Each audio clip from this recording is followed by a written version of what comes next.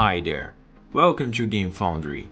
In today's video I will show to you how to create your first door in Unreal Engine 5. It's a very simple tutorial, then here we go. Open your content browser and click with the left mouse button to create a new blueprint class.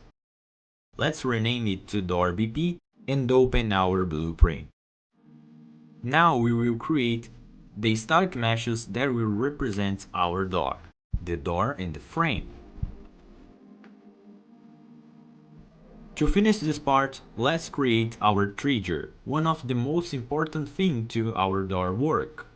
I will use a sphere collision, but you can use another type of collision, and I will move this to the center of our door. Now let's change the size to 200. And let's go to Event Graph. Click in the trigger and select On Begin Overlap. And now let's do the same thing to On Components and Overlap. Start the cable, all directors, and select third person character. And now you can just duplicate and put in another overlap event. Let's get our character controller and enable or disable our input in the trigger. Great, now our trigger is working, but we need to add a function to our door. Add a keyboard event, and let's add a flip-flop.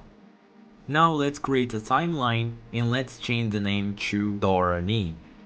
Add a float track and let's rename it to door track.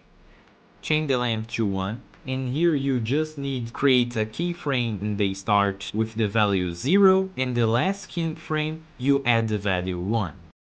Now let's get our door and let's set the relative location. Treat the door track cable and add a multiply.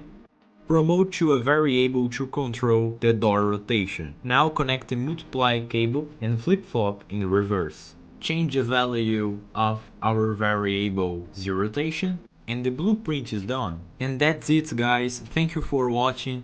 Don't forget to give it a like and subscribe to the channel. We publish videos every week and I see you in the next video. Bye bye.